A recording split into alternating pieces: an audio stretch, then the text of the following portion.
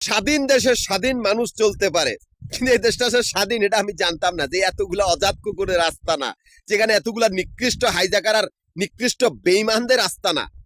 আমরা স্বাধীন পথিক বা স্বাধীন কথা বলবো। স্বাধীনতা মানুষের জন্য সর্বোচ্চ অধিকার এনে দে। সেই স্বাধীনতা যদি অন্যের ক্ষতি করে তাহলে সেটা কোনো সময় গ্রহণযোগ্য হবে না। আমি স্বাধীন, এমনকি স্বাধীন চলার জন্য নিজের কক্ষপথ নিজে তৈরি করেছি, অথচ আমি সেই কক্ষপথে যাইতে পারি নাই।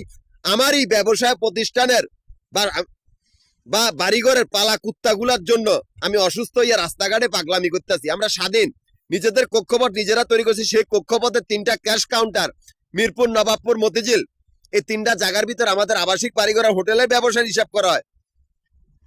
সেই 3টা জায়গার ভিতরে আমার অ্যাকাউন্ট চলিতেছে, এমনকি এই 3টা জায়গার ক্যাশ কাউন্টার গুলার সামনে আমাদের এই বাড়িঘর বা ব্যবসা প্রতিষ্ঠানের পালা কুত্তাগুলার আস্তানা।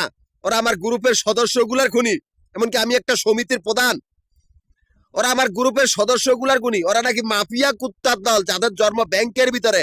ওরা ব্যাংকের বাইরে ব্যবসা প্রতিষ্ঠানের মালিক বা কর্মচারী বা সদস্যগুলা খুন করে মানুষের ব্যবসা দখল করতে চায়। ওরা মানুষের বাড়ি ঘরের চাকর বা ব্যবসা প্রতিষ্ঠানের কর্মচারী কুত্তার বাচ্চাগুলা আমারই কাগজপত্র বা জরুরি কাগজপত্রগুলো, আইডি গুলা সব চুরি করছে কুত্তার বাচ্চাগুলা। এমনকি আমি যখন সেদিকে না যাই, এমনকি আমার গ্রুপের সদস্যগুলার খুনি।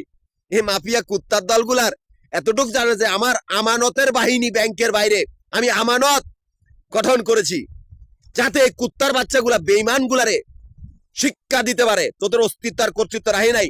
মাফিয়া কুত্তার বাচ্চাগুলা, তোরা তো ব্যাংকের ভিতরে জন্ম, তোরা নিজেরা মরা ছাড়া আর কোনো রাস্তা রাখি নাই। তোরা বেয়াদবের দল বা হারামখোরের দল আমরা তৈরি করে দেবো, তোরা রাতারাতি ধনী হবি খান কিন্নির পুতগল।